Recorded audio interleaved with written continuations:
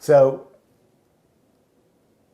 in our society, since we have learned mechanisms on how to feel good, who doesn't want to feel good? We'll spend a lot of money on feeling good, won't we? So when a symptom is making us uncomfortable, it could be an emotional or a chemical thing, it could be a structural thing, then we would look at that symptom and say, well, how do I get rid of that thing? Because that thing is what I'm focused on. This is distracting me, okay? So originally in healthcare, where docs used to go to the house to take care of people, the caregiving was different than what we have developed in an industry where the market is literally feeling good. So compared to feeling good, a symptom that doesn't feel good means it's bad. And I'll use the blunt terms good and bad, like positive and negative, because it's almost like it's black and white. They're drawing a line that if a symptom doesn't feel good emotionally, physically, and chemically, then it can't be a good thing. So when we have symptoms, remember, symptoms are physical and they're chemical and they're emotional. Please tell me how many people are even speaking about the emotional right now. We want to get rid, and we have been treating the end effect of stress. And whenever we're stressed outside of our bell curve, well, then we must make our body adjust to that stress. So that's what we call adaptation. As we adapt, that means all types of tissues are up and down regulating appropriately based on what our frontal lobe is telling us what is safe and what is the intensity of that reaction we've got to have. So the symptoms that we've been trying to get rid of is really submissing the expression and the cycle between that brain cell tissue cell, with the governor being the emotional values as to what that intensity would be.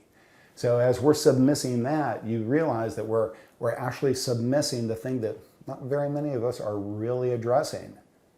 And that is 94% of the influence in our communication, which is nonverbal. So that nonverbal communication, when we block that brain cell tissue cell, that nonverbal communication being, we'll say, hindered even emotionally. We've discussed structural interference to that nerve expression, but what about the emotional block to an emotional or a neurological association? So if we can't interact with the environment based on this perception of feeling good, sounding good, and a lot of energy goes into protecting that, then that loop, in a sense, becomes congested. Okay, and in that congestion, there is an adaptation. That means you're overriding the organic reaction of how these emotions were meant to be expressed. So the symptoms that we are submissing are not merely physical. If you submiss a physical or a chemical alteration, an imbalance or something out of the norm, there is no way out of it but adjusting the emotional expression to that limit. Does that make sense?